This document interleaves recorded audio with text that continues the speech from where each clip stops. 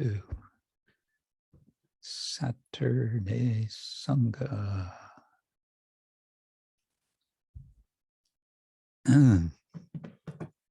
Yep, here we are again. Now 2 weeks later than the previous one. Yeah.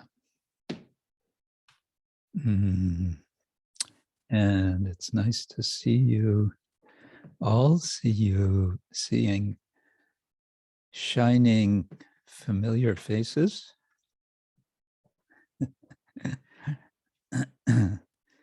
Let's see, who do we have here? Oh, yeah. Okay. Nice, nice. Welcome to Zoom land. I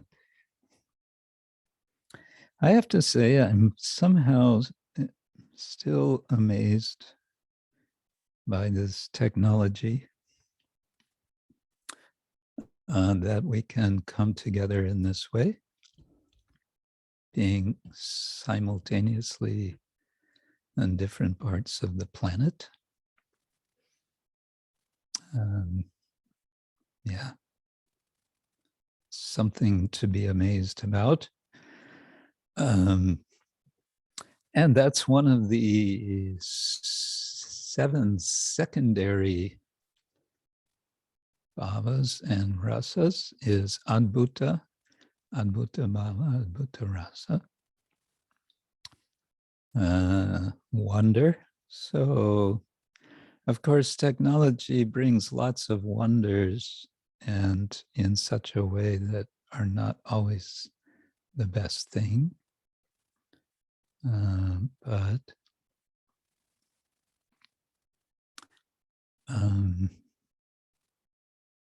that's another subject. Yes, welcome to all of you. And I think we can begin with some Mangala Charana, and then we'll go to Srila Bhaktivinoda Thakur's song, and then we'll go to some discussion. Possibly some of you have something to share. And then we have our topic of the very broad topic of Vaishnava hermeneutics. Within that, we've been talking about context, text in context. And we didn't have very much time last time to look at this particular example of the verse Trinadapi Sunichena. So that I thought we can look some more at that. And we'll see how it goes. Om Ajnana Timirandasya Jnananjana Shalakaya Chakshurun Militam Yena Tasmai Shri Gurave Namah. Shri Chaitanya Manobishtam Stapitam Yena Bhutale Swayam Rupakara-mahyam Dadati Svaparantikam. Vandeham Shri Guru Shri Yuttaparakamalam Shri Gurun Vaishnavangscha Shri Rupam Sagrajatam Sahagana Raghunatam Vitam Tam Sajivam Sadvaitam Savadutam Parijana Sahitam Krishna Chaitanya Devam Shri Radha Krishna Padan Sahagana Lalita Shri Vishakhanvitangscha Nama Om Vishnu Padaya Krishna Prestaya Bhutale Srimate Bhaktivedanta Swamin Iti Namine. Namaste Saraswati Deve Gauravani Pracharine Nirvishesha Shunyavadi Paschatya Deshatarine Vancha Kalpatarubhyascha Kripa Sindhubhya Evacha Patitanam Pavanebhyo Vaishnavebhyo Namo Namo. Hey Krishna Karuna Sindhu Dinabandhu Jagatpate Gopesha Gopika Kanta Radha Kanta Namostute. Tapta Kanchana Gaurangi Radhe Vrindavaneshwari Rishabhanu Sute Devi Pranamami Hari Priya. Jai Shri Krishna Chaitanya Prabhu Nityananda Shri Advaita Gadadha Shri Vasadi Gaura Bhaktavinda. Hare Krishna Krishna Krishna Hare Hare Hare Rama Rama Rama Hare Hare. Hare Krishna Krishna Krishna Hare Hare Hare Rama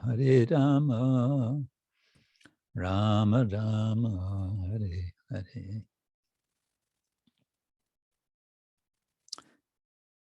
I should also say Happy New Year. Debería decir también feliz año. And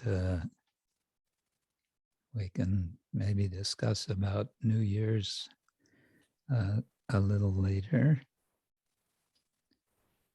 But now we want to enter into the Upalabdhi of Kalyana Gopatru, the wish-fulfilling, the auspicious wish-fulfilling tree, Kalyana Kalpataru. The word kalpa, kalpana can mean imagination.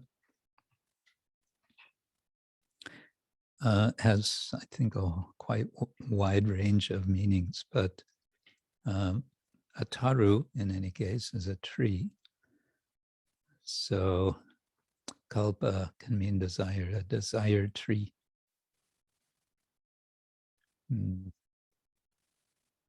I was sent one cartoon a couple of days ago showing a yogi sitting under a tree.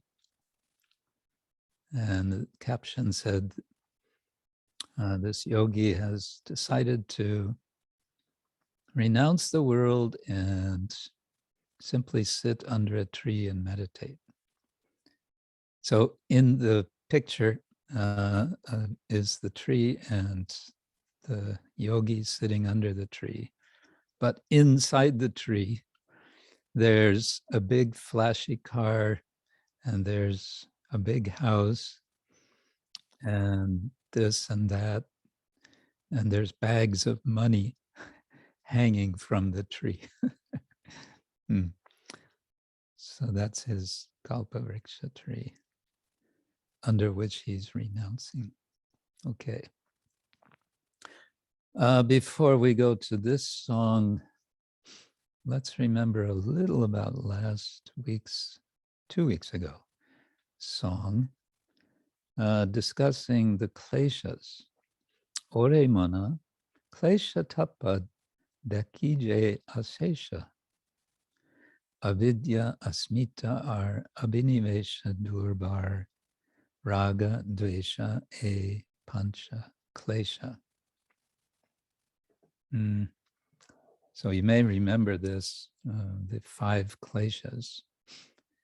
And I looked it up because this is taken from the Yoga Sutras of Patanjali.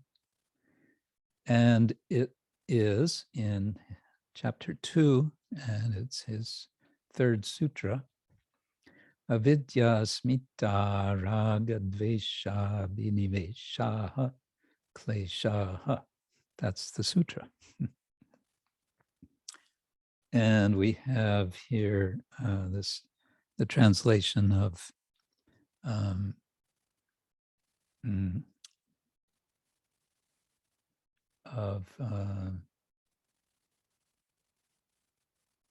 what do I want to say?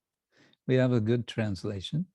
The impediments, it says, to samadhi are, and then it gives the list: nescience, ego, desire, aversion, and clinging to life. So avidya is nescience or ignorance. Asmita is translated here as ego, coming from the word asmi, I am, and the abstraction of it, I amness, asmita. And then raga means attachment, dvesha, aversion, abhinivesha, he translates as clinging to life, out of which comes a fear of death, is sometimes translated fear of death. So that's what Bhaktivinoda Thakur is referring to. And then he goes on with his song, elaborating on these 5 kleshas, these 5 miseries, and how they are miseries. And then he says in the 3rd verse, that was bhulya vaikunta tattva maya bhoge su pramatta. Due to all these distracting troubles, I'm forgetting my real home in the spiritual world, the eternal land of no anxiety, vaikunta tattva. And I've become completely mad by frantically trying to enjoy all the so-called enjoyments offered by Maya's illusions, maya bhoga supramatta. Thus I surround myself with so many misconceptions of me. Ami, Korea Bedai. Ami.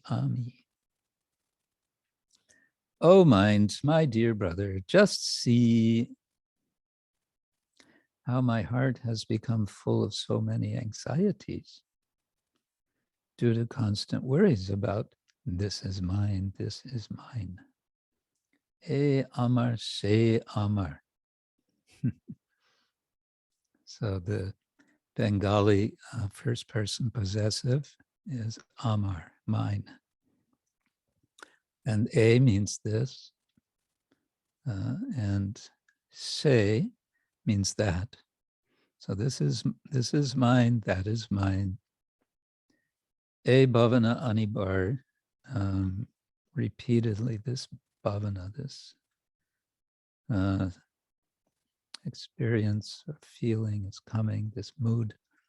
Vasta kore more chitta vai. Oh brother, bye. Vasta kore. It's a waste, a mistake. Doing this mistake of my mind, more chitta.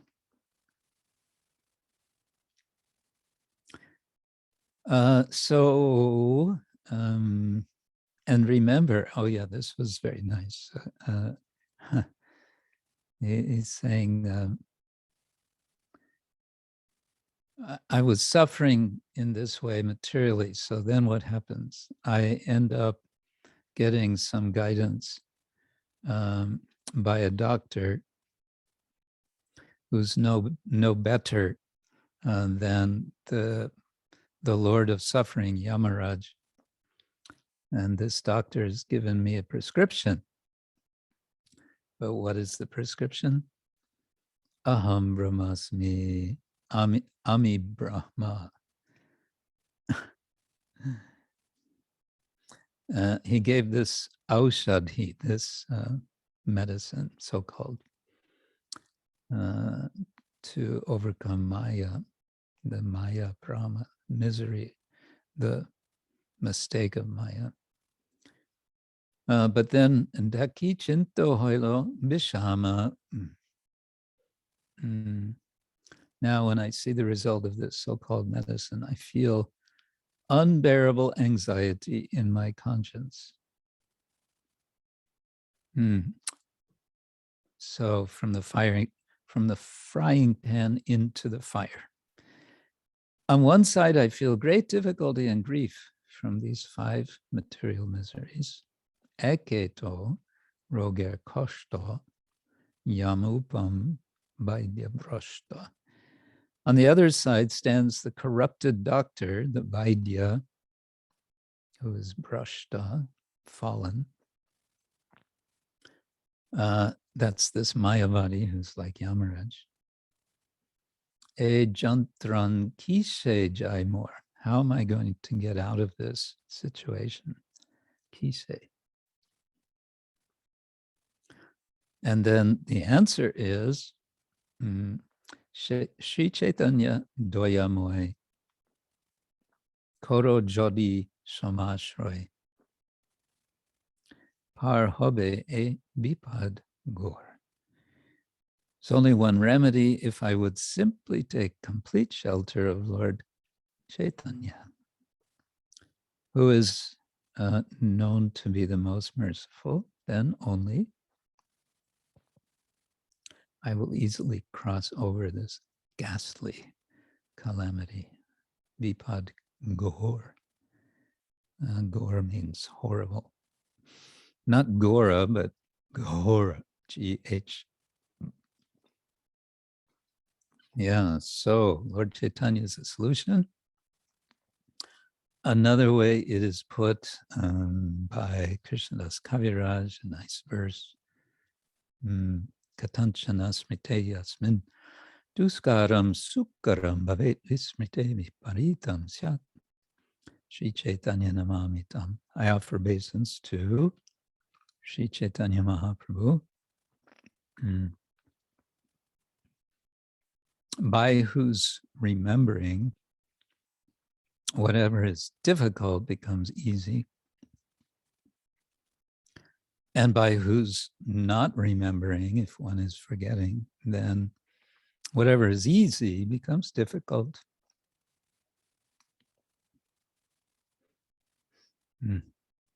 Okay, that was the previous song. Now for today's song. Whoops, time's flying. Ore mana Bhalonahi, Lage e samsare. That should be, in case you have the text that I have. It's 2 separate words, Bhalo and nahi, not one word. It's written here like one word. Janama-marana-jara, jai samsar ache bhara, tahe, kiba, ache bol sar. Listen, my dear mind, I don't like this material world at all. It is simply filled with the suffering of birth, death, disease, and old age. Besides all this suffering, tell me now, that good thing could what good thing, that's a mistake, what good thing could possibly be found here? Tahe kiba ache bol sar. Okay, so he's kind of challenging his mind. And this is a very nice technique in general, is to challenge our minds. And I've so many times said this is what one of the things we can do with our intelligence is we can ask our mind questions. My dear mind, what is it you're so absorbed in now that you think is going to give you happiness? Huh? And then that challenging, gentle but firm challenging can wake up the mind and in a gentle but firm way, open the mind to higher knowledge, higher wisdom.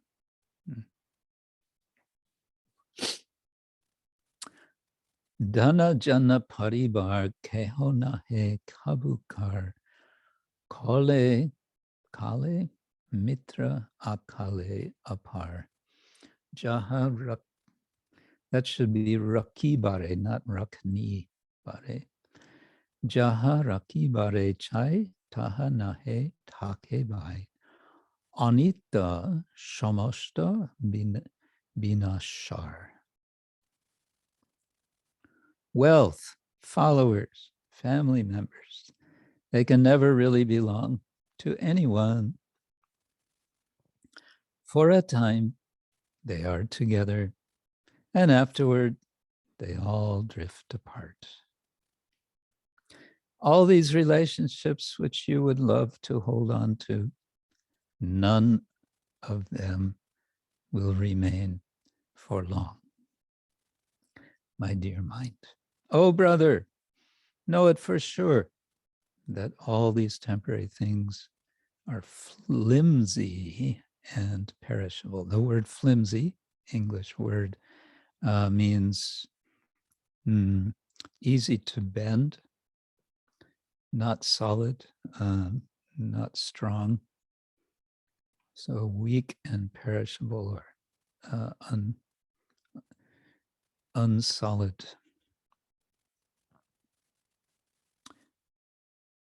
Ayu ati alpa-dina krame tahe hoy kin shamanaya nikata darshana. Roga-soka anibar chitta kore charkar bandhava-bijoga durgatano. The lifespan of one living in this world is extremely short. And even that gradually decays more and more until one beholds Yamaraj hovering above. The word hovering means sort of floating.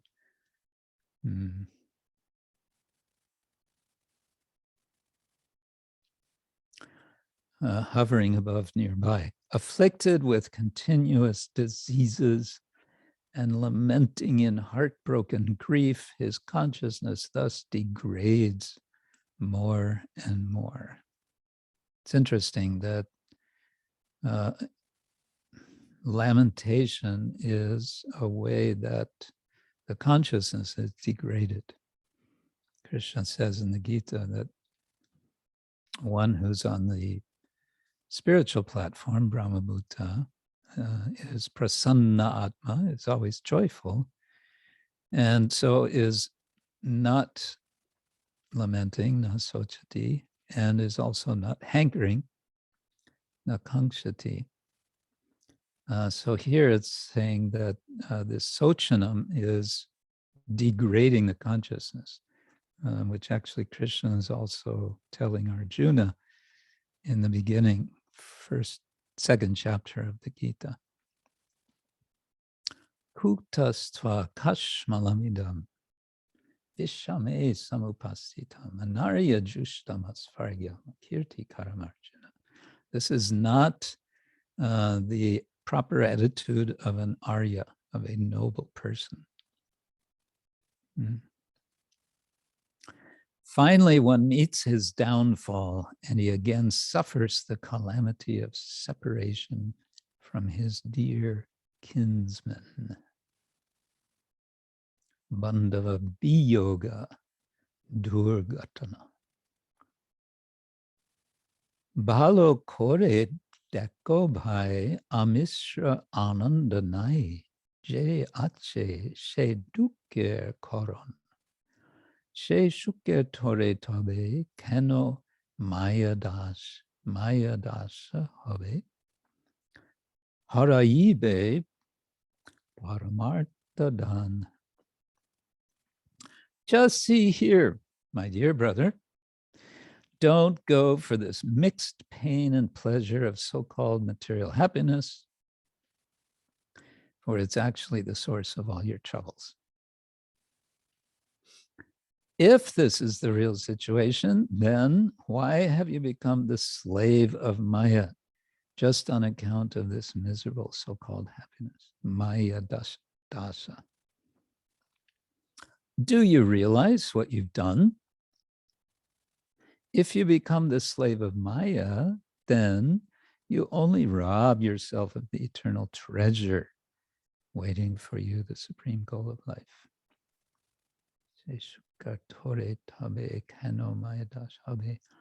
Haraibe paramartha-dhana. Dhana means wealth, treasure. Paramartha, artha is value. Parama, highest value, the superior or highest treasure. Haraibe, will be taken away. Future tense. Itihasa-alocane bhebe dekko nichamane koto asurika durashoy indratarpana sar kori koto durachar sheshe labhe marana nischoy. Just become a little thoughtful for once.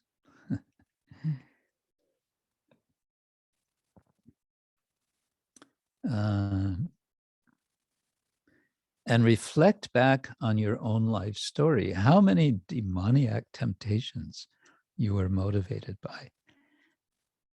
Simply to get a little sense gratification, how many unlimitedly sinful acts have you committed? So now just see the result. The only gain in the long run is your certain death. So it's quite interesting. He's inviting, Bhaktivinoda Thakura is inviting his mind, and in that way he's inviting all of us to be self-reflective. And specifically in terms of what have I done in my life up to now, and what's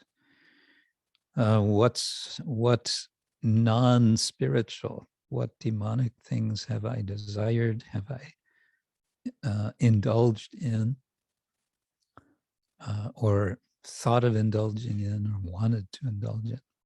So these are nice reflections, perhaps also for the beginning of the new year, to look back on the previous year and be reflective.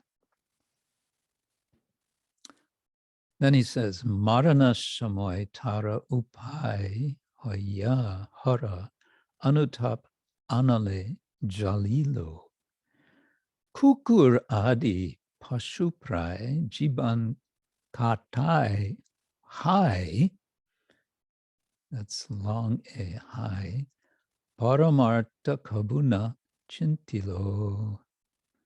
Alas, never having once considered the purpose or goal of human existence, such a person wastes his entire life just like a dog or a pig.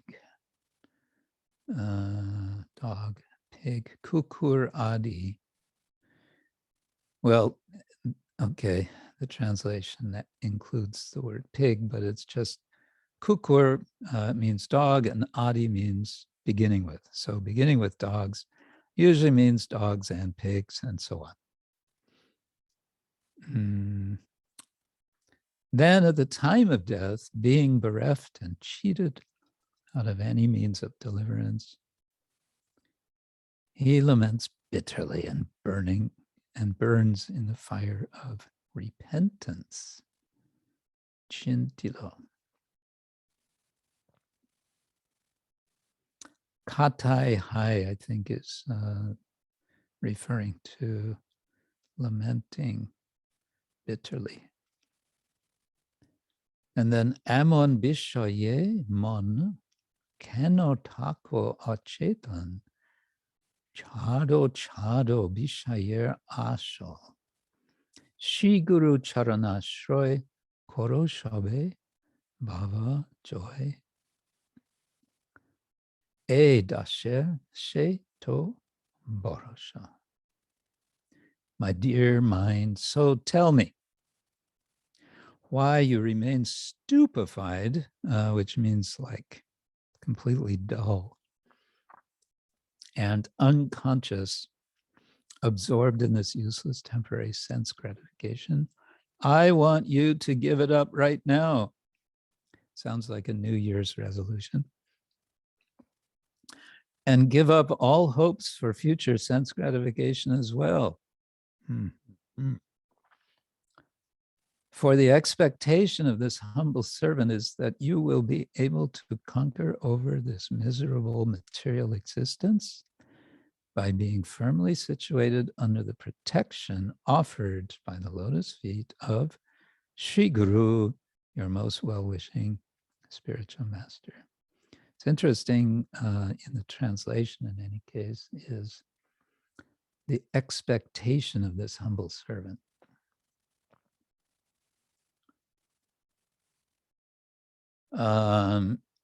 Which I think he's translating from bhara, which would mean maybe hope. So the hope of this dasa, of this servant, my dear mind, is that you will once and for all give up material existence, take shelter of Sri Guru, and we can add and Sri Gauranga. Okay, let's try to sing.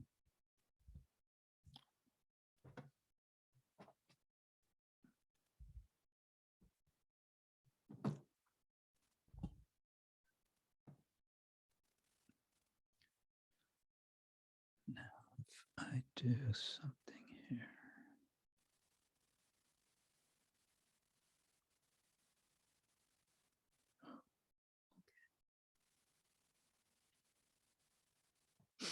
All right.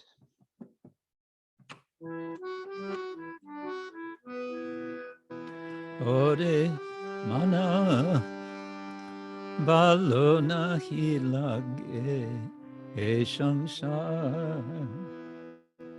Ore mana Bhalonahi Lage samsar. Janama-marana-jara se samsare ache bhara.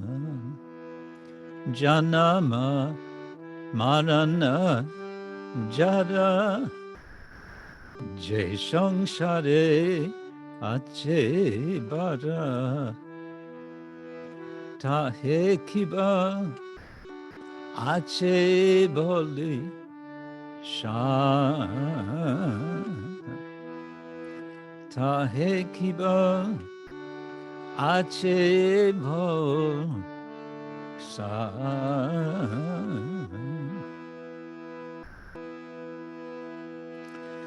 Dhana-jana-parivar keho nahe kabhu. Dhana-jana-parivar keho nahe kabhu. Kale mitra akale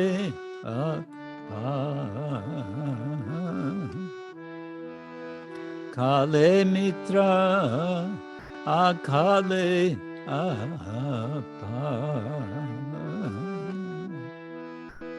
Jaharaki bare chai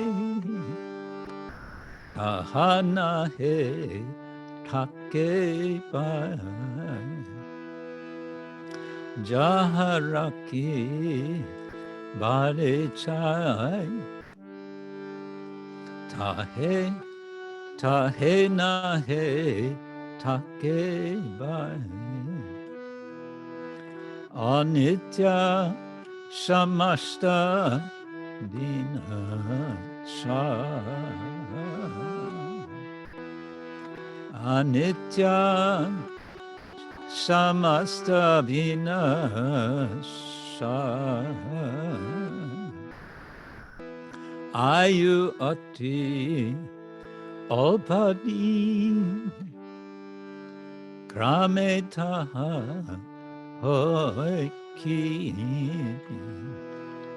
ayu ati alpa-dina grame taha hoy ki samane nikata darshan samane nikata darshan roga-soka anibar chitta kare charakara roga-soka anibar chitta kare charakara bandhava-bijoga durgata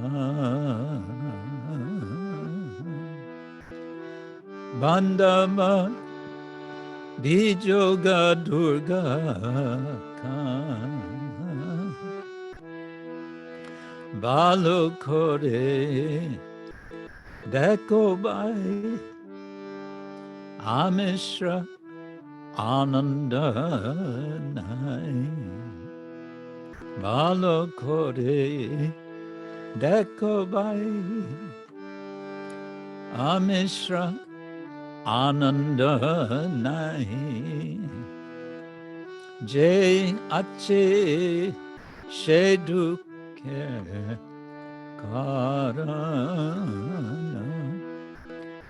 Jai ache shedu karana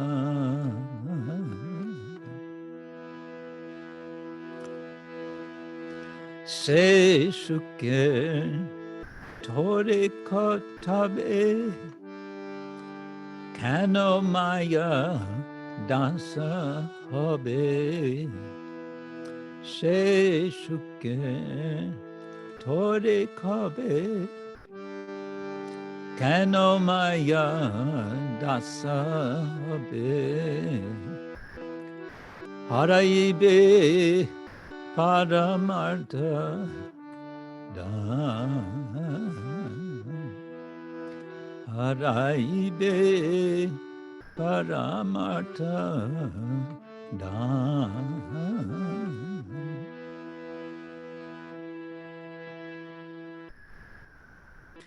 itihasa-alocane bebedeko nichamane itihasa-alocane bebedeko nichamane koto asurika durasha koro asurika durasha indriya tarpanasar korikoto duracha indriya tarpanasar korokoto duracha sheshe labe marana nischa sheshe labe marana nischa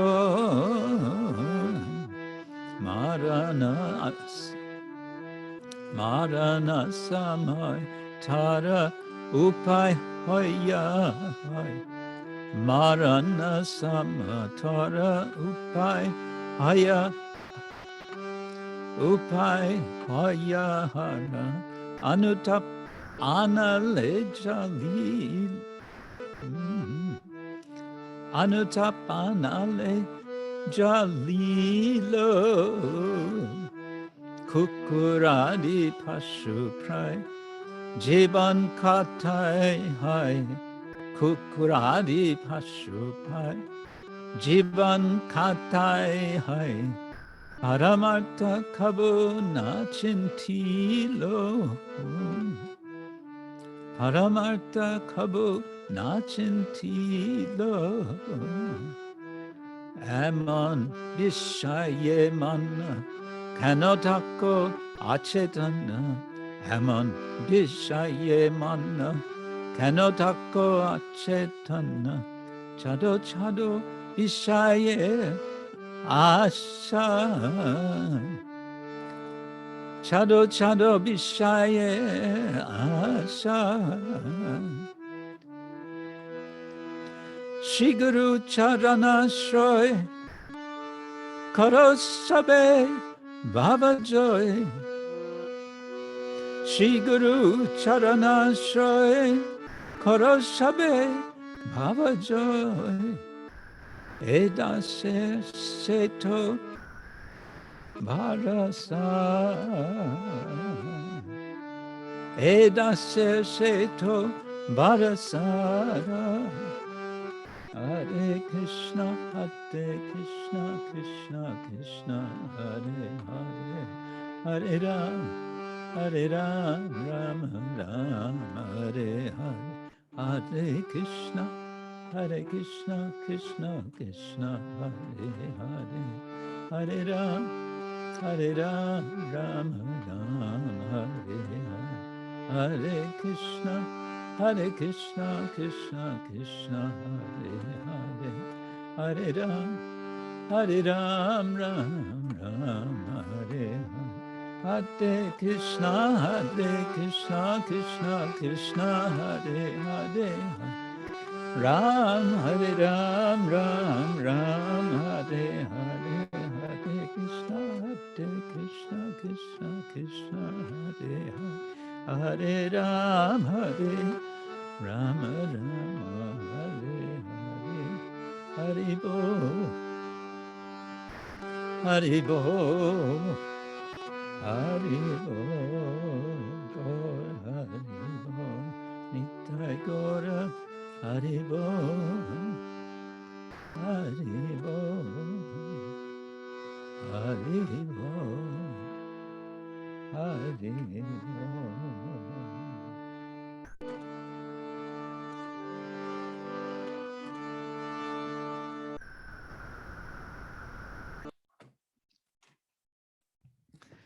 Srila Bhaktivinoda Thakura ki jai. I see some nice comments on the chat, some wishing of well to everyone for this new year. Yashodarani is saying, Radhe Radhe Shyam, I wish everyone a year full of love, gratitude, trust, courage, strength, and a successful spiritual time. Jai, thank you, Yashodarani. And Daityesha is wishing Hare Krishna, and let us make of 2022 our best spiritual year so far. Excellent rounds. Happy New Year. So this sounds like we're off to a good start. Okay, before I continue, I'm going to disappear for a minute or so. So in the meantime, you can do all sorts of things. Or you can simply meditate, which is also doing.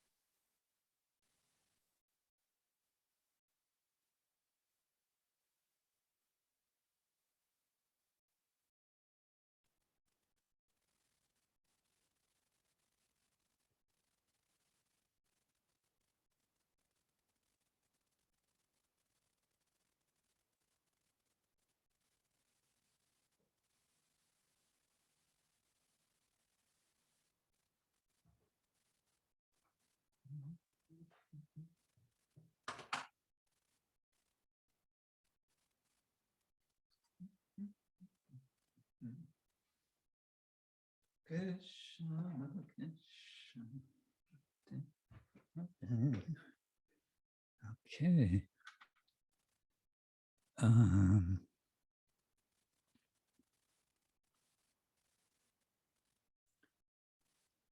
Yeah.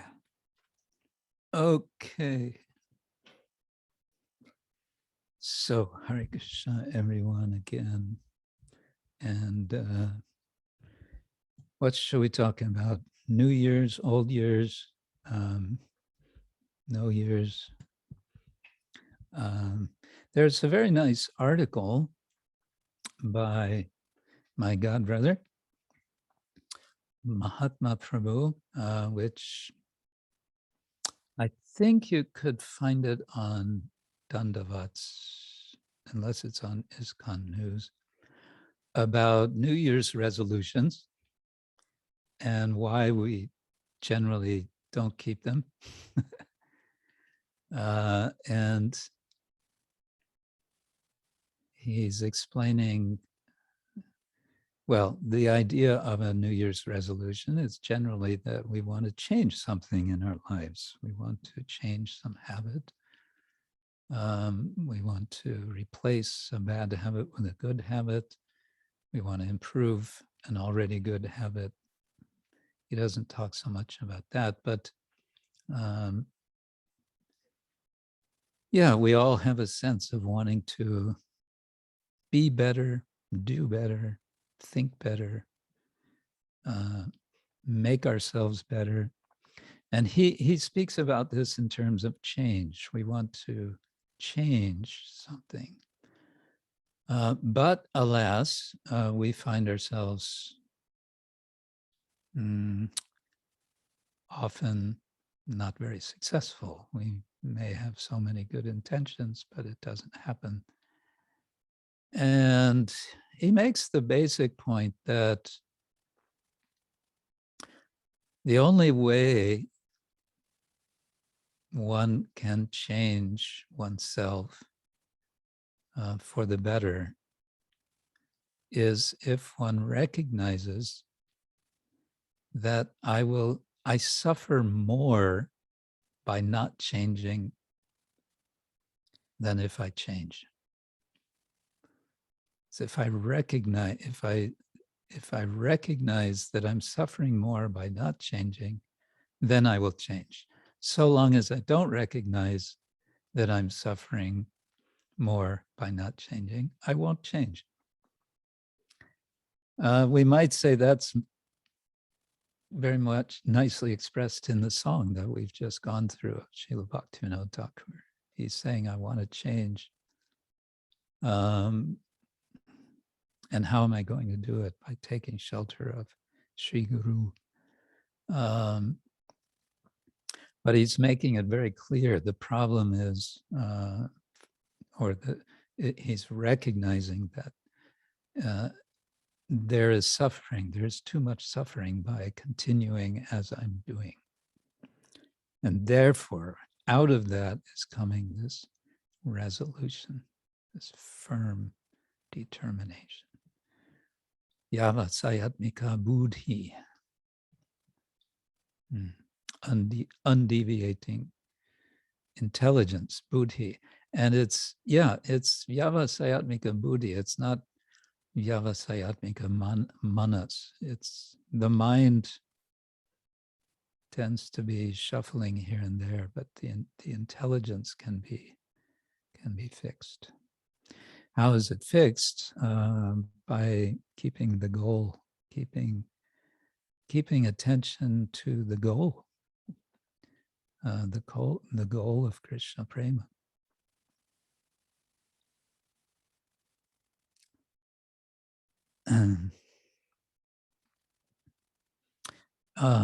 Thank you. Oh, Sita Devi wants to, Sita Sundari. I should encourage her to also, she can send messages to everyone, not just to me. But she's mentioning a book here called Why Willpower Doesn't Work. And she says it makes a very good point of knowing where my risks of failure are. If I can spot these traps in time, this can help me keep my commitment.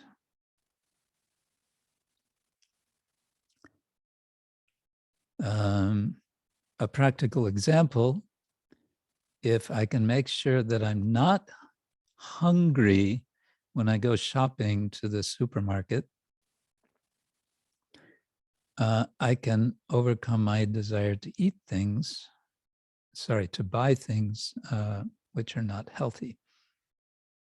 You go to the supermarket and the whole supermarket is screaming, buy this, buy this, buy this, this tastes good, this tastes good, this tastes so good. Just buy it.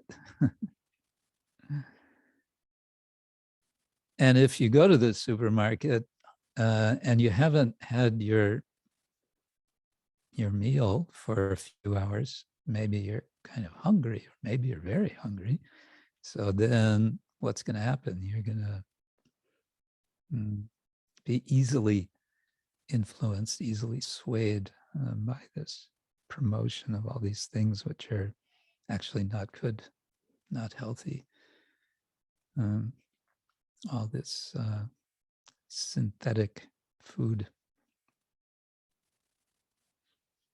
We got the link. Bhaktin Ipek gives us the link for Mahatma Prabhu's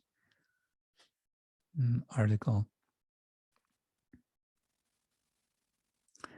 And Kavi Chandra wants to tell us about a method for keeping vows called Kaizen. That sounds Japanese. Starting with small steps. Do you want to explain that? Or are you busy translating, Kavi-chan? You're busy translating. I guess we can look it up. Nowadays, everyone just looks up everything on the internet. He's going to give us a link to a book. Okay.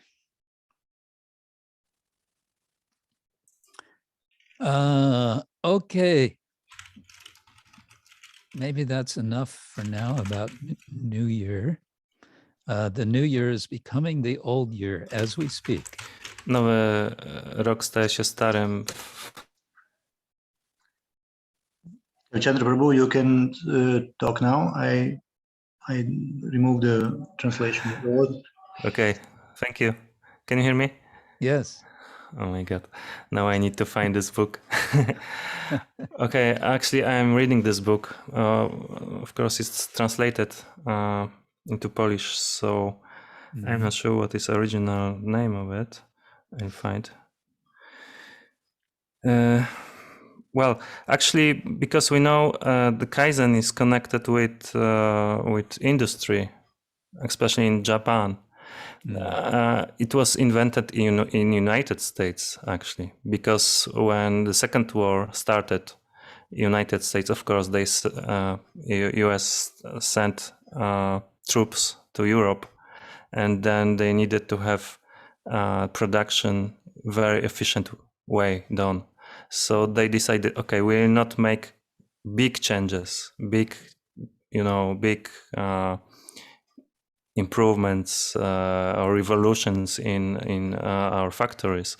We will do small improvements, very small improvements, by asking people, what can we do better in small way? So, and it was working, very, very well. And, Americans forgot about this for some time. And then there was Japan, and that also the industry was destroyed by Second War, but Americans were there. And there was a big need to make Japanese industry stronger than it was because they needed to confront To compete with the rest of the world. well, especially the problem was with how it is called, North.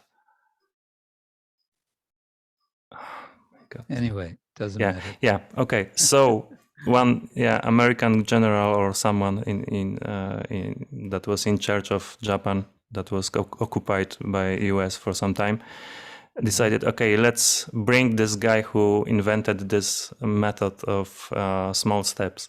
General Douglas, wasn't it? Probably. I don't remember. Okay, so they did.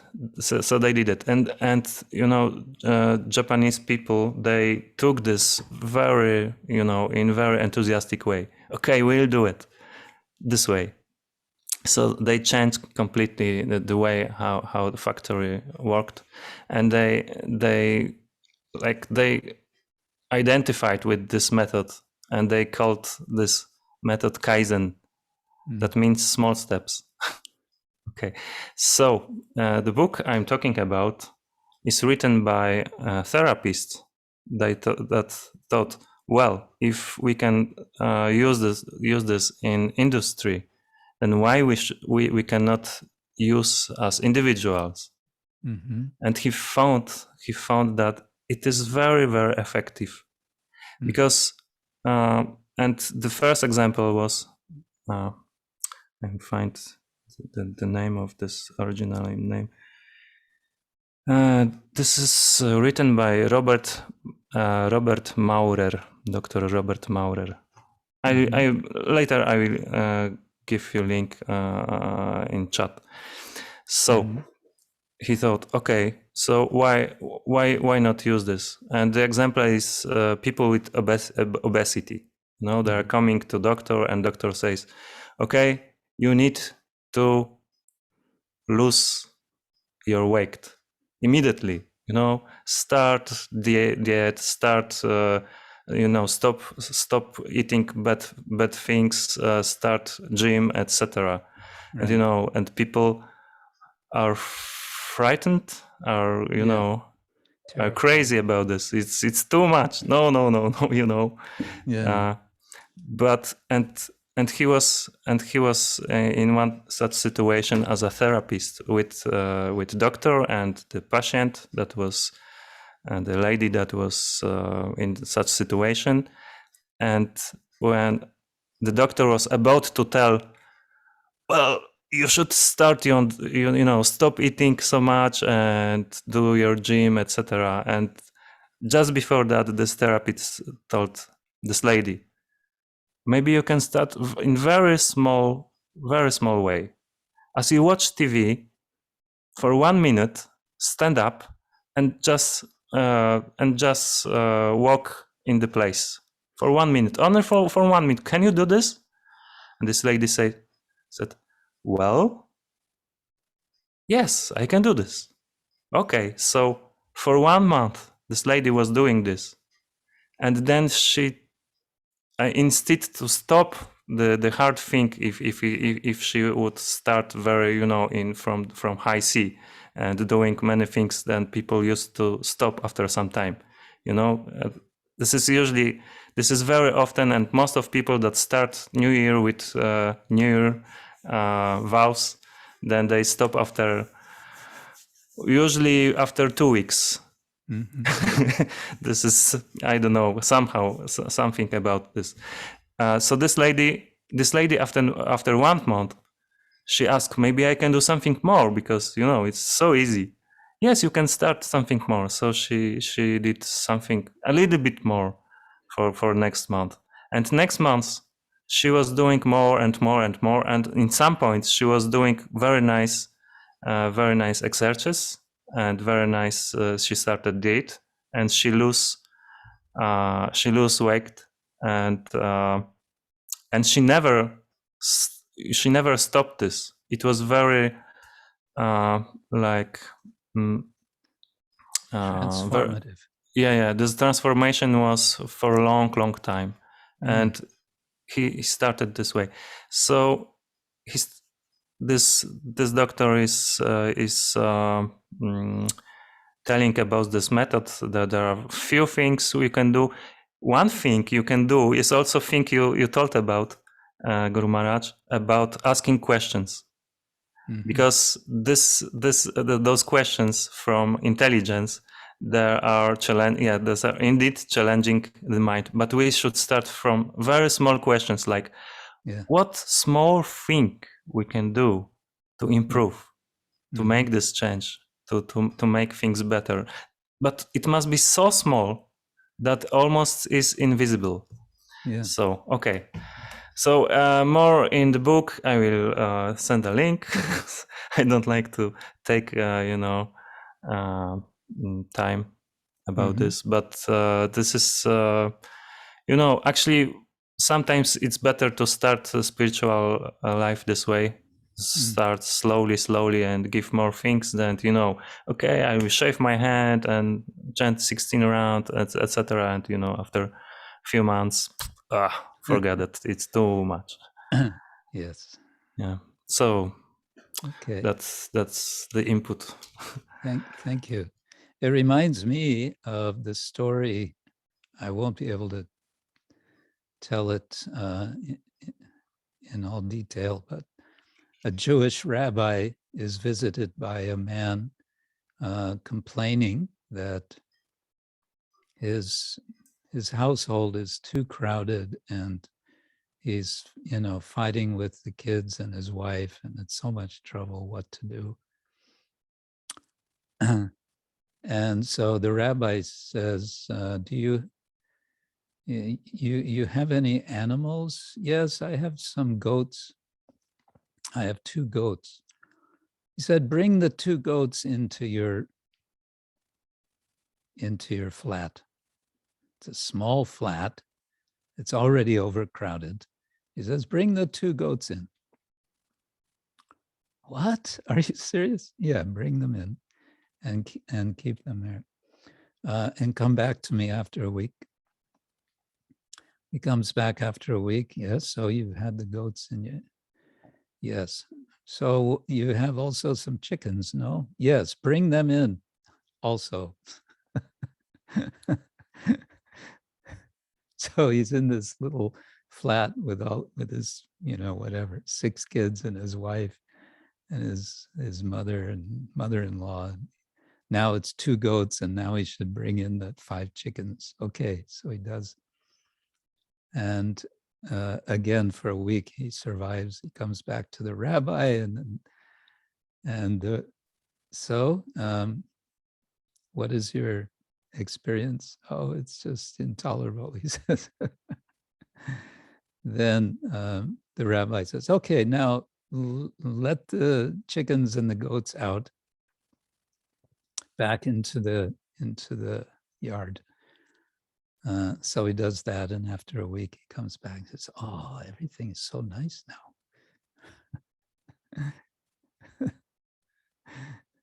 Something like that. Anyway, okay. So Vrindapati is giving us an Indian astrological perspective here, which is interesting. Sort of, I find it interesting. I mean, you can all read what he's read. It's the idea of aligning one's resolution, one's sankalpa with, the higher order of things. Not just that I'm acting independently, I have this bright idea, I'm going to change myself, but what are the most favorable circumstances for doing this, where I can get I need all the help I can get, so how can I get it? And so some consultation will be done with an astrologer. Of course, the challenge is to find a good astrologer. I think it's the same challenge with Ayurveda in this age of Kali. Ayurveda is a good thing. Astrology is a good thing. If and only if you have a good Ayurvedic doctor and you have a good astrologer. Otherwise, it may not be helpful. It might even be a problem. That's another topic. Okay. Sita Sundari Devi Dasi, you have something to Hare Krishna, tell us. everyone. Hare Krishna. Can you hear me? We can hear you.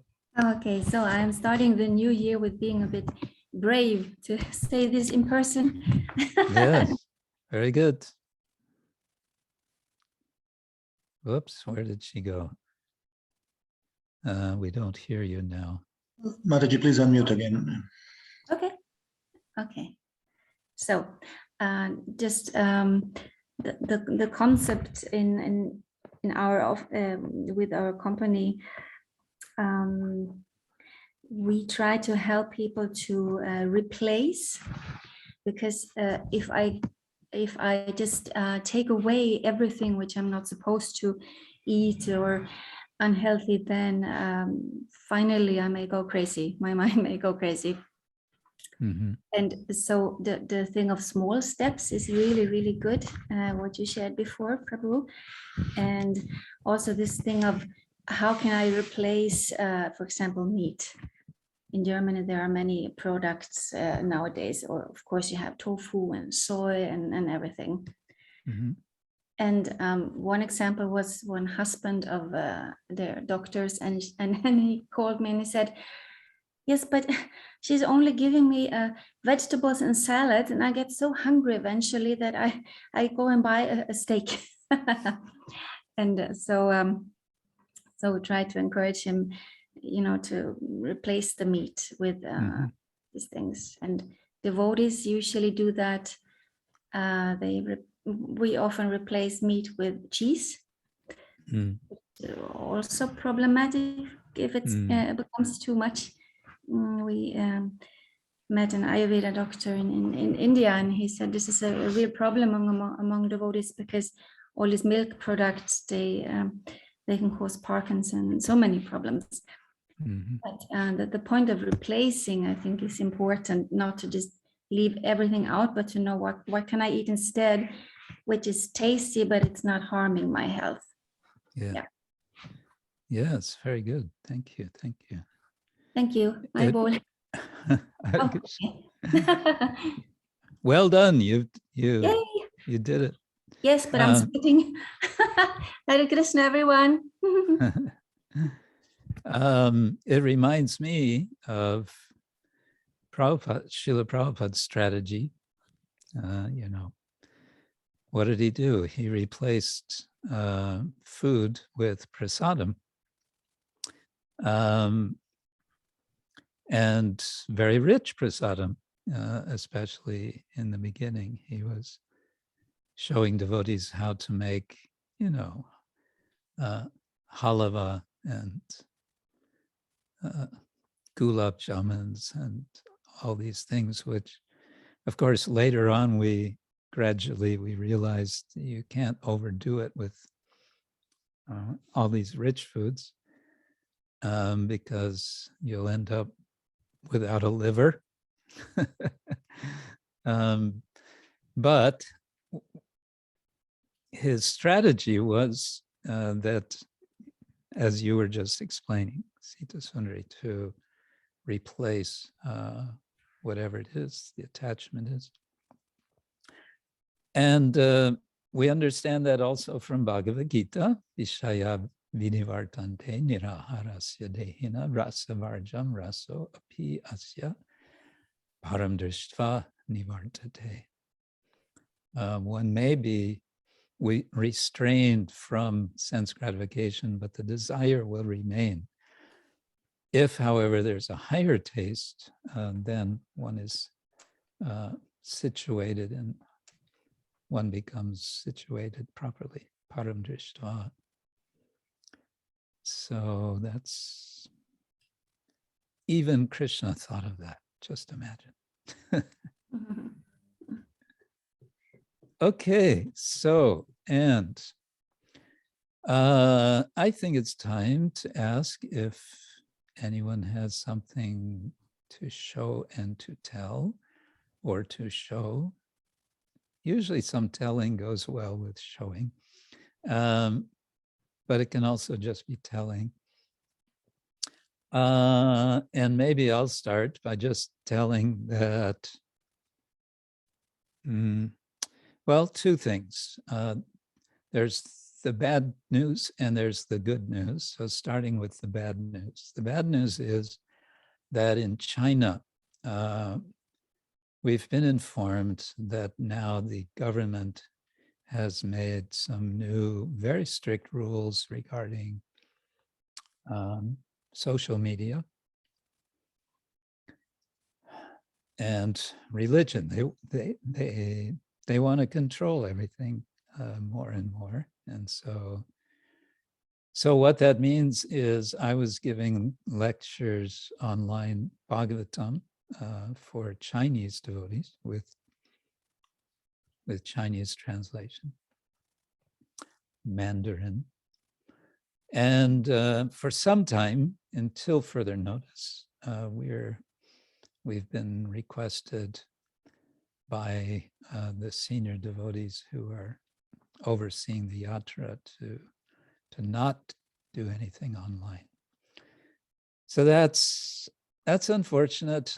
They do say, in general, those who have been engaging with, let's say, devotees who are not from China, who've been engaging with Chinese devotees for many years, they say these things seem to go in cycles, that there will be some period when things are very, we say, heavy, very restricted, constricted, and so on. And then there will be some loosening up, and then again, they'll be very tight. So now it's in the tight cycle. So that's unfortunate. On the good news side is, well, really just something to explain that I'm going to be really very busy for the rest of this month. Two things. One is I am teaching a course, facilitating a course, teaching a course for 2 weeks with the Mayapur Institute of Higher Education for their Bhaktivinoda course. And the subject is the Rasa Lila, the 5 chapters of the 10th canto, chapters 29 through 33. And the good news for all of you, whoever may be interested, I cannot invite you to that class. However, the organizers have said they will be recording everything, and they agree that all the recordings can be made available. So we're going to be going through these 5 chapters. I would say it's not nearly enough time. These are extremely rich. The commentaries on these verses are especially Vishwanath Chakravarti Thakur and Sanatana Goswami are very rich. Someone we hear chanting japa, which is very nice, but on the other side, yeah, it's good if we keep everything muted. Yeah, so that's one thing I'm going to be busy with for 2 hours a day for the next 2 weeks, not including Saturdays and Sundays. So Saturdays, I think we can continue with our Saturday Sanga. But the other thing, which is going to keep me quite busy, is that I've been requested by one scholar of Hinduism, Hindu traditions, religions, to write an article which will be published in a book which he is editing. And the book is on Indian ethics, and he wants me to write about Indian animal ethics. And the challenge is that he said he needs this article within 2 to 3 weeks. Now, normally, when an edited volume is prepared, meaning scholarly academic articles, they'll give the scholars several months. They'll usually give half a year, even more time. Yeah, almost we never hear of requests for an article in less than 6 months, I would say. But he says, I'm sorry, but we need your article in 2 to 3 weeks. Hare Krishna. But he also said, you know, you can sort of just take some things you've already written and just tweak them, adjust, you know, make some changes.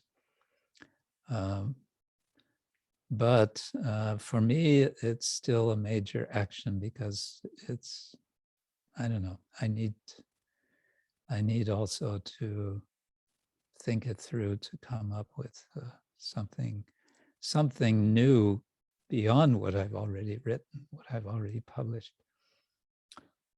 Yeah, so that's what I'm going to be busy with the next 2 or 3 weeks. And some devotees are asking, so what are my travel plans? And my travel plans continue to be no plans because I continue to wait for my residency approval, which we are told the paperwork is done. The only thing needed now is for one signature from the higher up in the Foreign Office, and then it should be done. So let's see, maybe in the next days, maybe by the end of this month, something is clear. At which time, then I will start to think about considering maybe traveling. And then again, maybe not.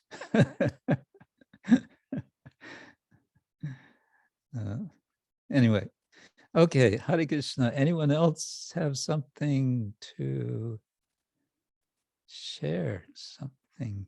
Kaveri, yes, please. Hare Krishna, Gurudev. Hare Krishna, everybody. Thank you so Hare much. Krishna.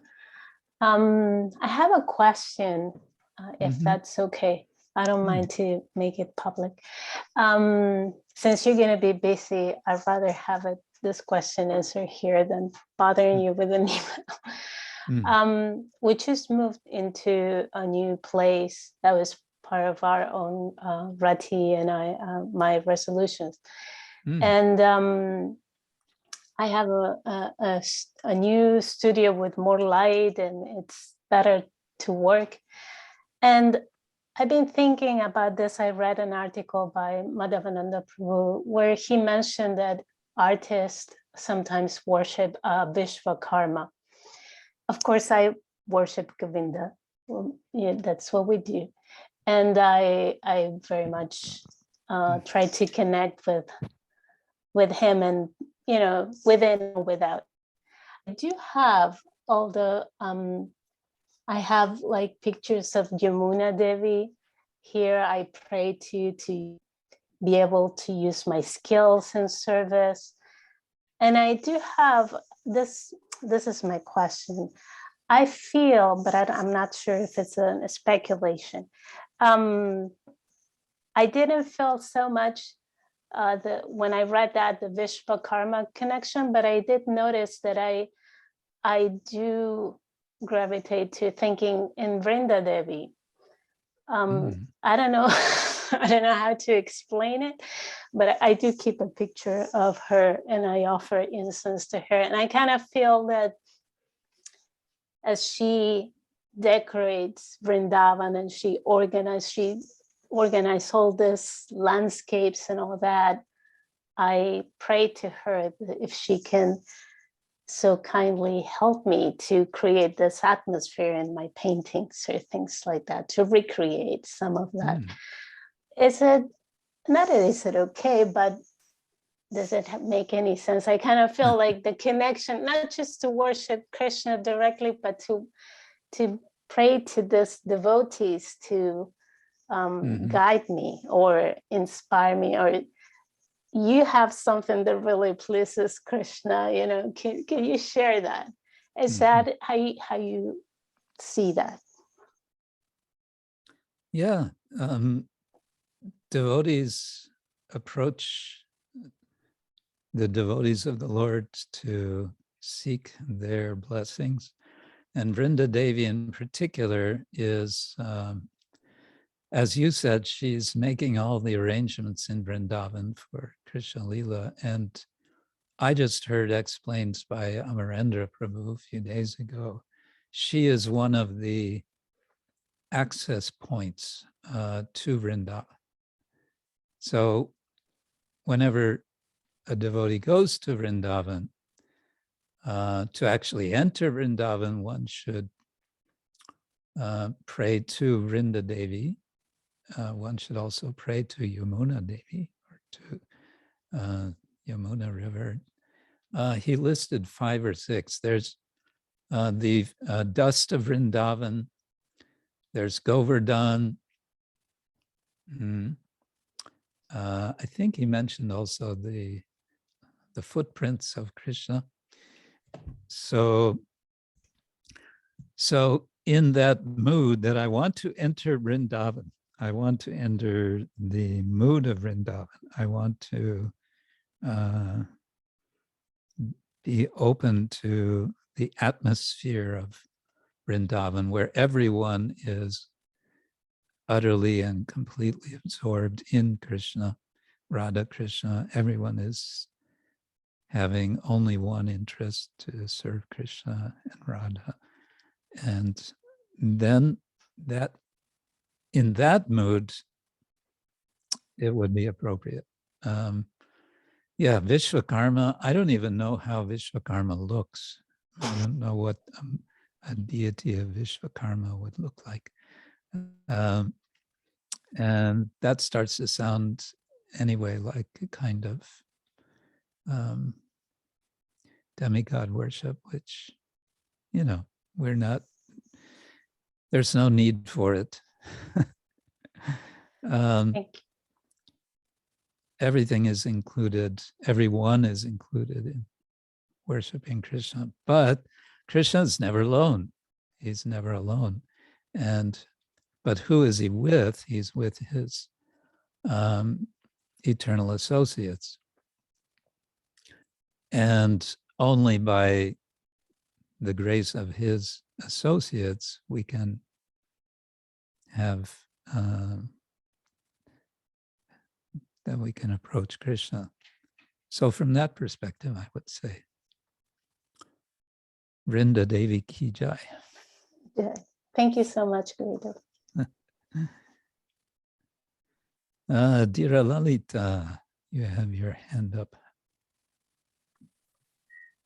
Hare Krishna, Guru Maharaj. Hare Krishna. I have only something short to more of a question. That I've started reading, thanks to your mercy, the 20th chapter of Charitamrita Anta Lila. And I came up to, I was just wanting to go deeper into the Shikshashtakam prayers.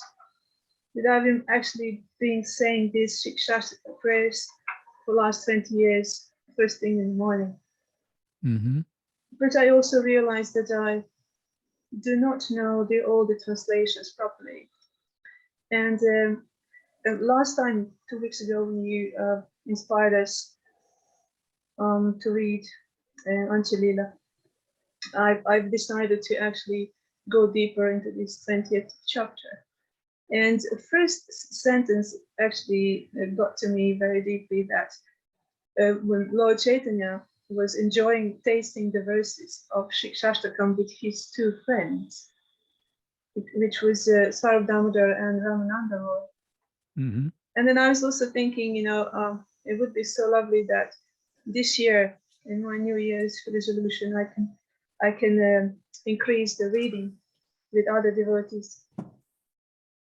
And it says that he was tasting the verses. He was tasting the flavor of the verses with his friends. And I just wanted to ask a question, how come that if we read with one person the same shastra or same verse, and then we read the same verse, the same shastra with another person, it's different. Krishna reveals different angles of meaning of the verse or the pages that we read together. And what does that depend on? Because it's interesting that so I just don't want to be offensive to anybody. If somebody wants to read with me, I don't want to be thinking, well, I don't really want to read with that person. I just want to be like open-minded and be thinking that Krishna can speak through everyone, and that everyone can bring this sort of energy and understanding of the verse. So I just wanted to ask you to enlighten me or guide me through what way to put my mind into, and why do I like reading with some devotees more than with others, or is it just the judgmental thing that mind has? I think it's understandable. If I think about myself, I have also such preferences, and maybe we don't have to punish ourselves for having some preferences. Lord Chaitanya had preferences. He was especially enlivened by, as you mentioned, Swarup Damodar and Ramananda Roy, and he would spend so much of his time with them.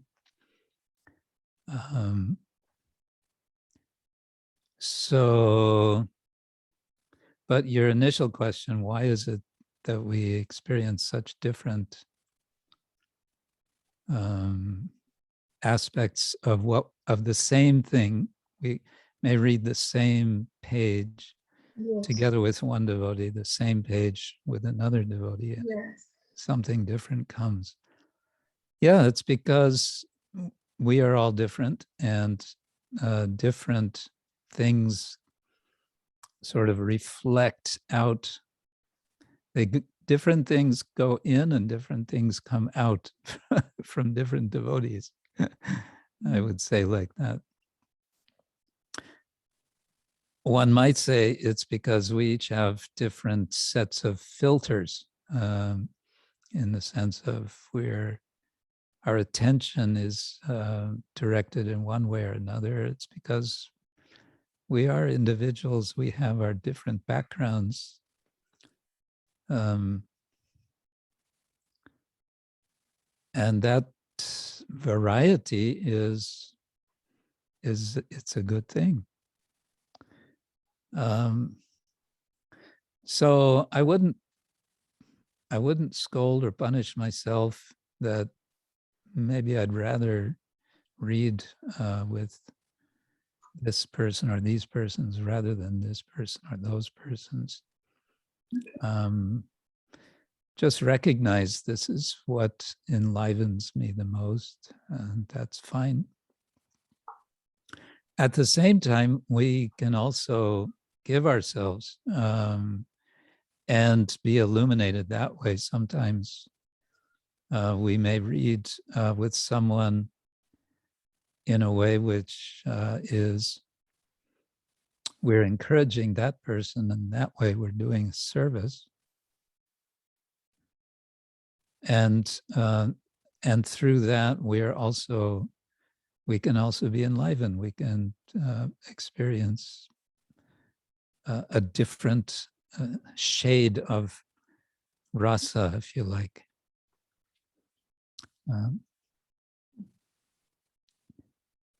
I was thinking to ask you very much, isn't it that, but that's me speculating, I apologize, that Krishna, when we read Shastra with somebody, that Krishna reveals to a different person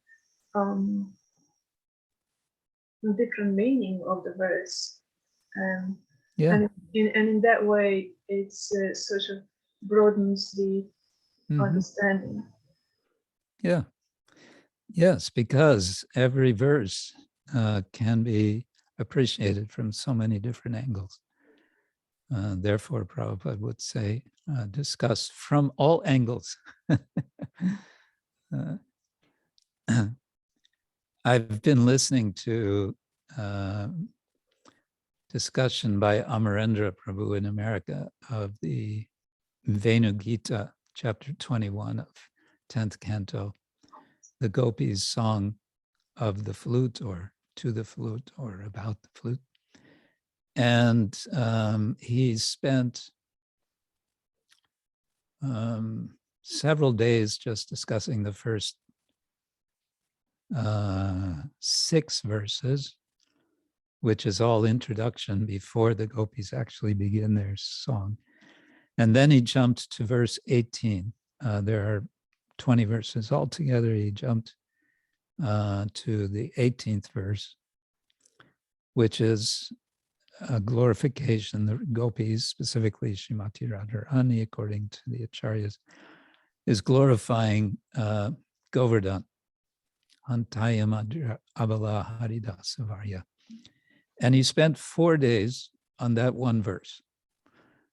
4 days means 4 hours, just on that one verse, taking so many points from the commentaries and so on. And now I'm listening, he's done verse 9. That took, I think, 2 hours, maybe 3. And now he's doing another verse. So he's taking his time. So it's like that. There's so much there. Prabhupada said we could spend 1 month on each verse of the Bhagavatam, as Srila Bhaktisiddhanta Thakur did at Radhakund with the first verse of the Bhagavatam one time. Yeah. What inspired me to recite Shiksha prayers every day in the past 20 years, maybe more even, was that I've heard somewhere from someone, I can't pinpoint, that one of the bridge buses in Radhakund, or somewhere around there, because for me at that time Vrindavan was somewhere far away, I've never been to India, that he was just reciting the first verse of Shikshashtakam every day, and that was his life. And I was told by Sankirtan devotees that it's good to read Shikshashtakam every day before we go to Sankirtan, and like that I just memorized it after many times I read it. And now, after so many years in me sort of trying to practice Krishna consciousness, I came to the point that I really wanted to ID, and I'm asking if I have blessings, or begging for blessings actually, to actually take this into my heart and to try and connect deeper. Yes, all blessings. Thank you, Guru Maharaj. And related to this, it may be helpful for you. I've just been sort of revisiting and trying to well, I started to memorize years ago. Now I'm trying again. This very nice song from Srila Bhaktivinoda Thakur, Kabe Habe Bolo Sedi Namar, which is a prayer of longing from Sharanagati. And here he is kind of paraphrasing in Bengali, not all of the verses, but we can say the third verse, the fourth verse, and I guess it's the sixth verse of the Shikshashtakam. And then the rest, he is bringing in the more, let's say, the more specifically Bengal Vaishnava perspective when he says, Kobe Nabadipe Suraduni Tate Gora Nityananda Boli Nishkapate Nachia Gaiya Bera Ibo Chute Batuler Prai Charya Bichar. Kabe Habe Bolot Sedina. When will that day be mine? When in Navadvip, on the bank of the Suraduni, which is the Ganga, on the bank of the Ganga, I will wander chanting Gaur Nityananda, Gaur Nityananda, Nishkapate, without any, in a straightforward, honest way, without any, cheating mentality. Nachya Gaya, dancing and singing, Vera Ibo Chute, I'm not sure what that means. I have to look that up. Batuler Prai, being more or less mad, Batuler, like a Batul, Charya Bichar, giving up all reservations in this case. Vichar means consideration, reflection, thinking, but here I would say it means something like reservation and charya, giving it up. When is that day going to be mine? When I'm going to have this mood of ecstasy? And then he takes us to Nityananda's Prabhu's Nama-hatta. Kabe Nityananda more kori udoya charaibe more vishayer maya diya more nija charaner chaya namer hatete dibe adhikar kabe habe bolo sedi namar. He's saying, when will Nityananda Prabhu bestow his mercy on me? And I will give up all my sense gratification, all maya. Diya more nija charaner chaya, giving me the shelter of his own lotus feet, nija charaner chaya, namer hatte te dive adhikar. He will give me the adhikar, the qualification for the name for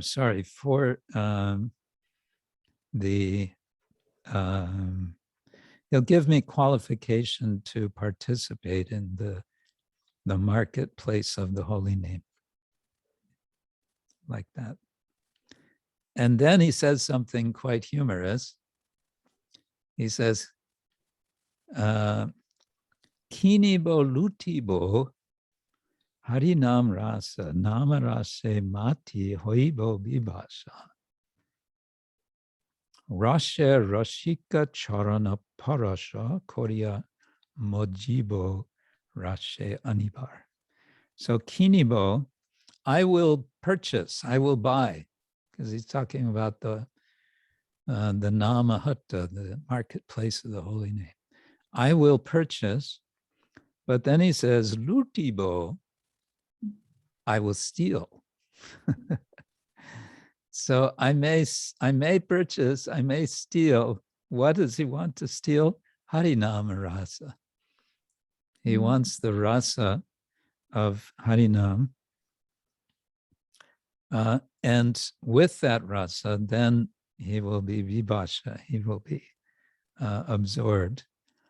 And touching the feet, parasha, actually in Sanskrit is sparsha, and then becomes parsha. Sparsha, so touching the rasika charana, the lotus feet of the rasikas,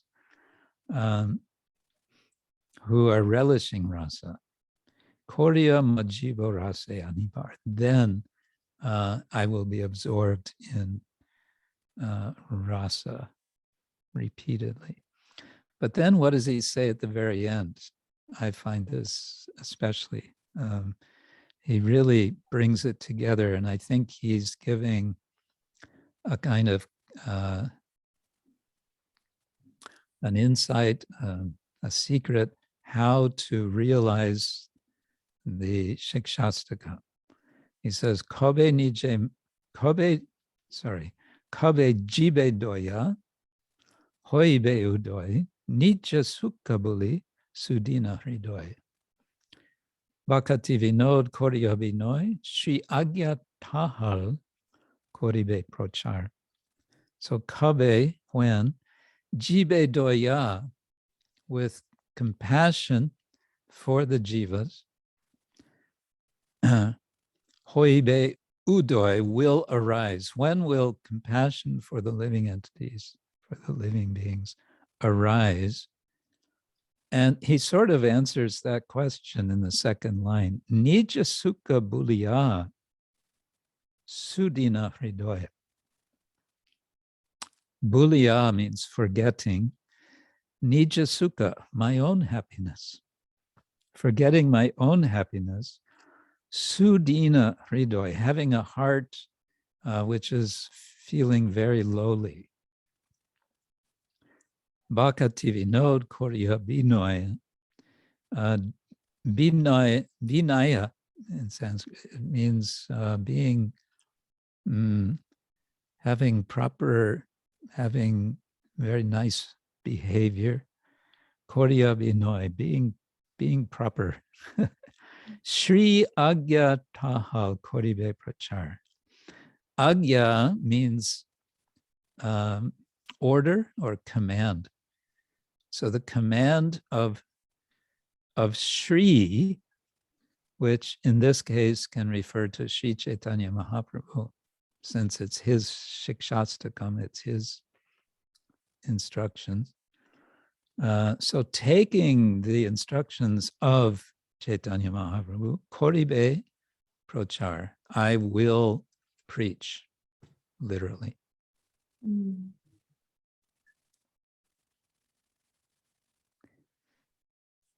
So as you're sort of practicing or engaging or reflecting on the Shikshastakam, you might want to also sing this song. And also there's a commentary on the Shikshastaka by Srila Bhaktivinoda Thakur, which has been translated.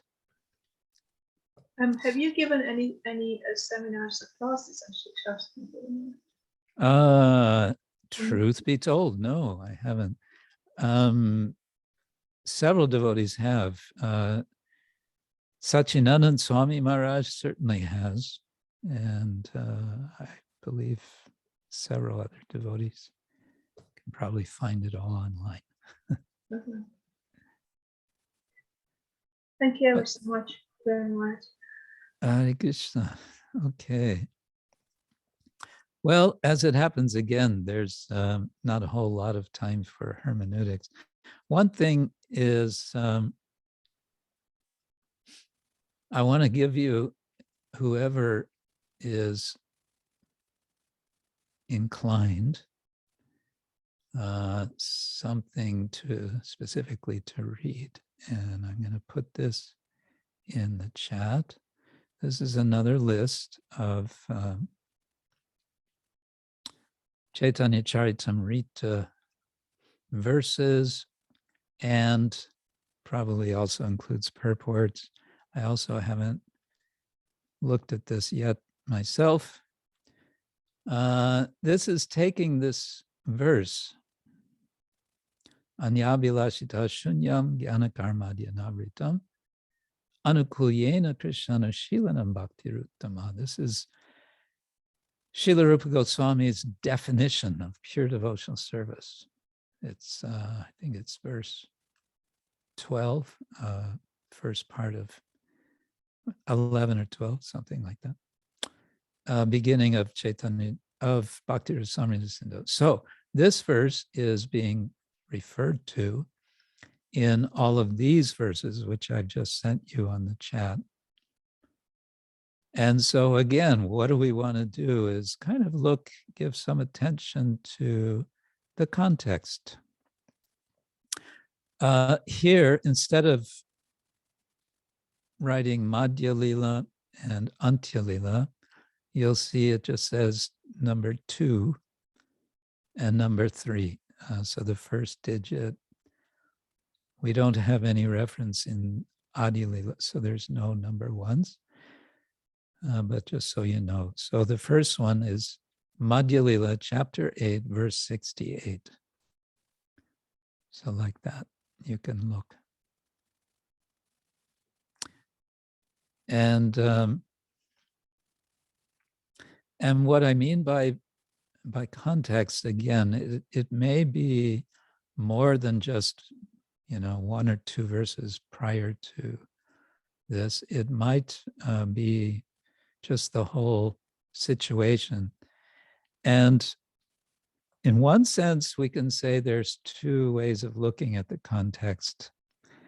And that is, on the one side, it may be, okay, what is Lord Chaitanya doing in this case? Who is he speaking to?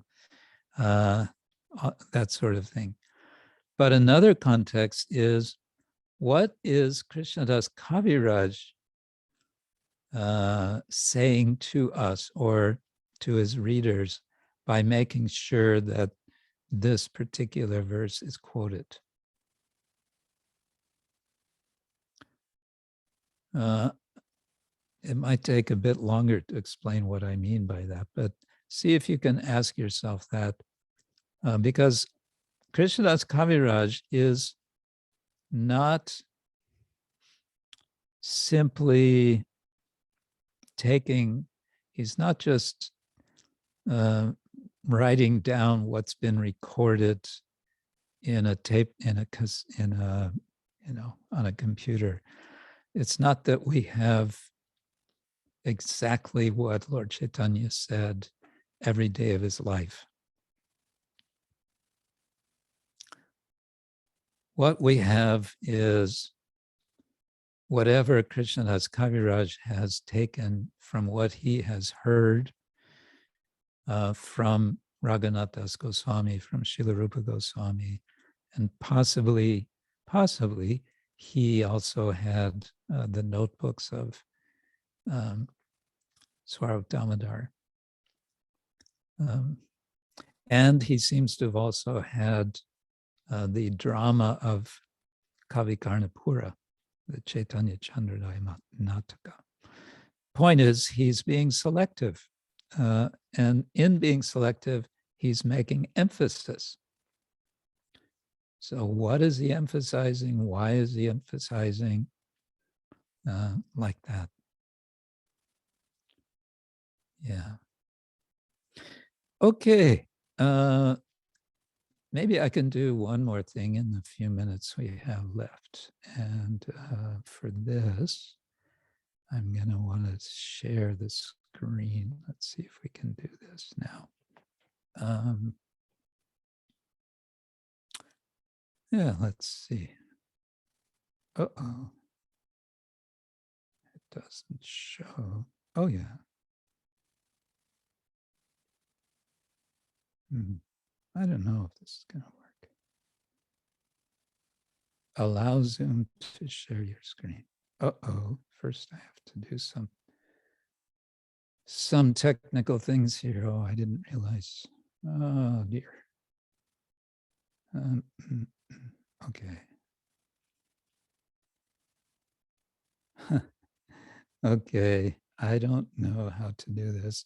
I'm working with a new machine which has a new operating system, and it tells me I have to first. The security make settings, an Maharaj, adjustment. most probably the security settings. Yeah, it's in security settings, but it's not giving me access. Okay, accessibility, maybe that's it. No, it's not giving me access. Why?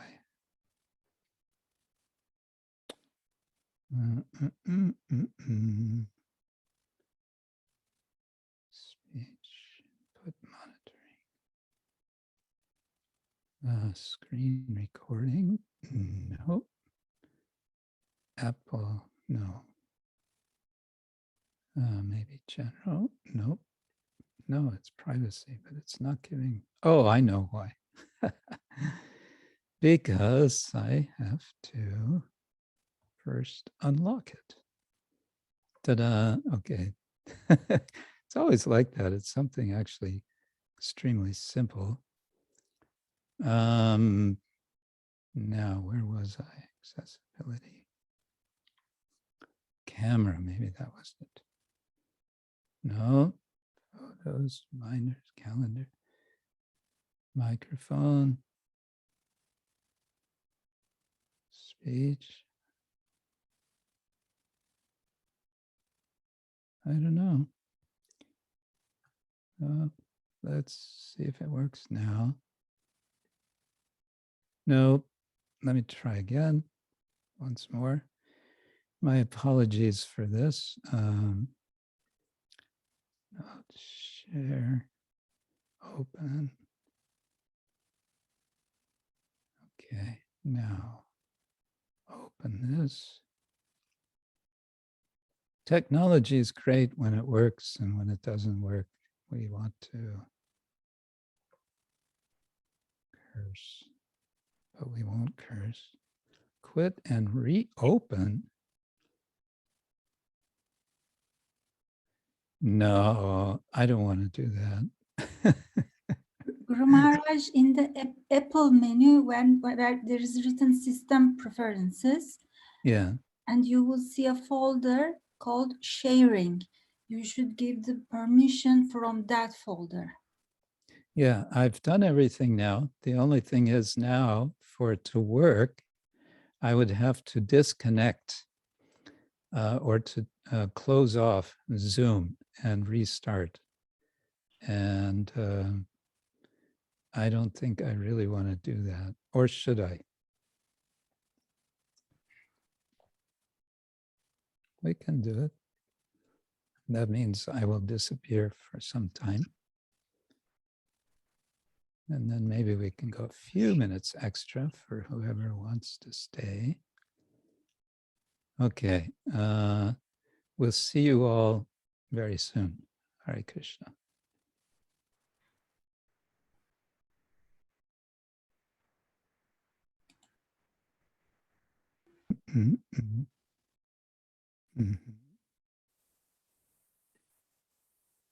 Now it's starting to look hopeful. Here we go. Share. Yes. Ta-da. Okay, I'm going back to our hermeneutics discussion, and I'm still in this article by the late Gopi-Paranadhana Prabhu. And it's already some weeks ago, but what he's doing is explaining with example of one verse and purport from Srila Prabhupada's Bhagavatam, how he is drawing from the commentaries and then expanding on those commentaries to make his purport. Okay, so we already discussed, the verse is, some of you will remember, it's verse 51 of chapter 28 of Canto 4, and it's Puranjani, who was Puranjan in the previous life, has now become a woman, and she's become a queen, and her husband, the king, has died, and now she is greatly lamenting. And then a Brahmin appears. And this is the subject of this section. And this verse says, "My dear king, one Brahmin, who was an old friend of King Puranjan, came to that place and began to pacify the queen with sweet words." Now, of course, the queen is the same person as King Puranjan from previously, right? Okay, so we went through this discussion of what Sridhar Swami gives in his commentary and how he refers to this verse, Dva Suparna Sayuja Sakaya Samanam Briksham Parishasvajate Tayor Anyapi Palang Svadvati Anashnam Anyo Vicha Kashiti. Two friendly companion birds together reside on one tree. One of them is eating the tree's fruits while the other does not eat, but simply watches his friend. Okay, and that's in Rig Veda. It's also in, which one? Shvetashvatar Upanishad? Maybe. And other places. So then he goes on to give Vishwanath Chakravarti Thakur's commentary. And Vishwanath Chakravarti Thakur gives slightly expanded discussion of this verse. And he also adds some interesting points. And this is one of the points he makes. Well, Gopi Paranadhana Prabhu explains that he makes four statements, four sentences in his commentary. And the first sentence he translates here. The verse implies that in such a mood of distress as is suffered when one's spiritual master has departed from this world, a disciple can experience the direct presence of God. Okay, that's his first point. And one thing we can notice is he says in his translation, this verse implies that in such a mood of distress. Now, I looked at the original Sanskrit of Vishwanath Chakravarti, and I don't know if I could bring, oh, okay. I guess you can see that now. This is the original, well, original, it's printed. We cannot see it. You cannot see it. Oh, okay. Then that means I would have to, no, then I won't bother with that. That'll take too much time. Maybe next time I'll show. Anyway, Vishwanath uses the word dyotayati. Dyotayati tatra iti. Dyotayati. This is what Gopi Paranadhana Prabhu is translating as implies. Anyway, that's another subject. Implies, he's illuminating, he's showing the meaning, or he's showing as one possible meaning that one could take this incident as representing, as being the situation or the mood of distress that suffered when one spiritual master departs the world. What is possible is in that situation of distress to experience the direct presence of God. Now, Srila Prabhupada is going to elaborate on that by emphasizing that how one is experiencing is through the words of the Guru. But before we get there, Gopinath says, in this realization of Vishwanath Chakravarti, every man has been replaced with a rare special soul. So Sridhar Swami took this, Puranjan, and then he becomes a woman, is sort of every man. Vishwanath Chakravarti Thakur says, well, we can think of this in another way. We can see this as not every man, but a very rare soul, someone who is surrendered to his spiritual master, to a pure Vaishnava. Without any other qualifications of his own, a sincere disciple earns the right to see God simply by his attachment to his spiritual master.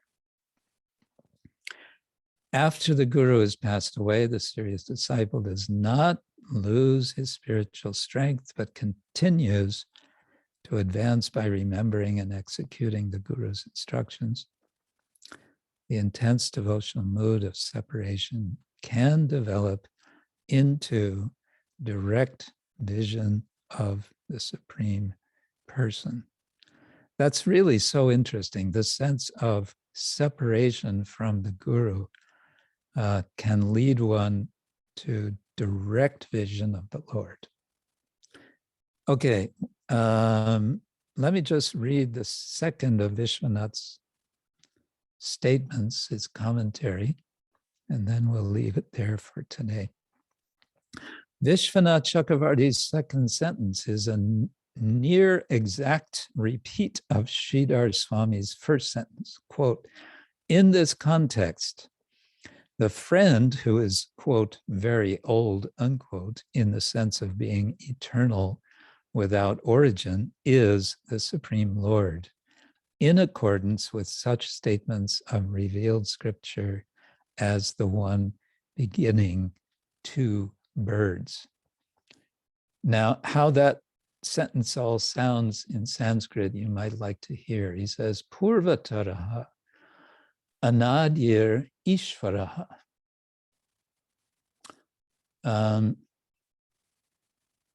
So what was previously said, Purvataraha, anadir ishvara is the beginningless Lord, Ishvara, Sakha, this friend.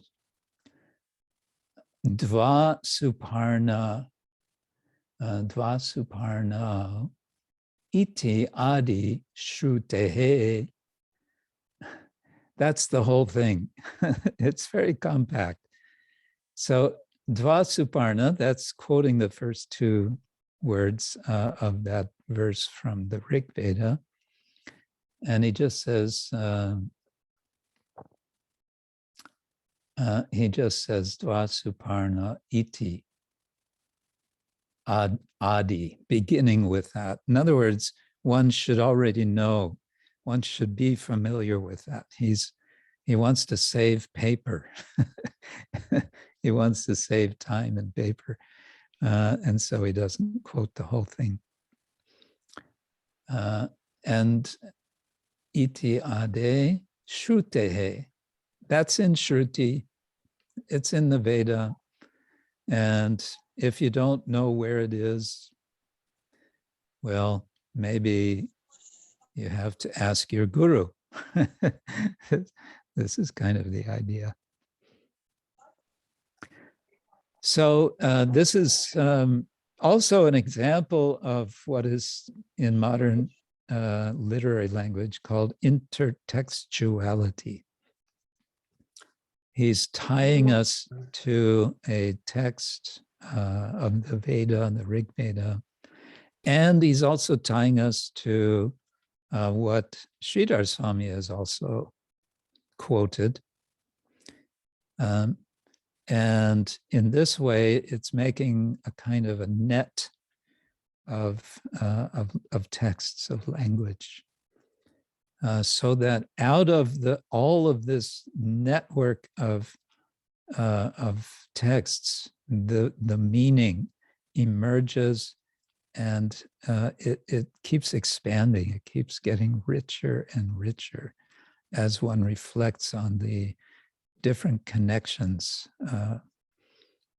Again, the text, the context, and then the context of other contexts, and it just goes on and on. Okay, Hare Krishna. I'll stop there. Thank you all so much. And again, Happy New Year to all of you. And hold on. There's one thing I wanted to also check.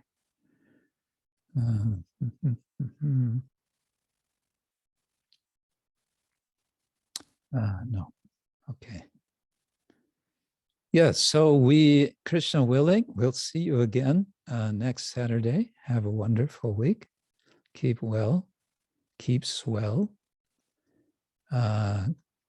keep sane, and chant and be happy. Itai Gaur Premanande. Hari Hari Bol. Hare Krishna, Guru Maharaj. Hare Krishna. Thank you, Guru Maharaj. Thank you. Hare Krishna. Hare Krishna. Hare Krishna.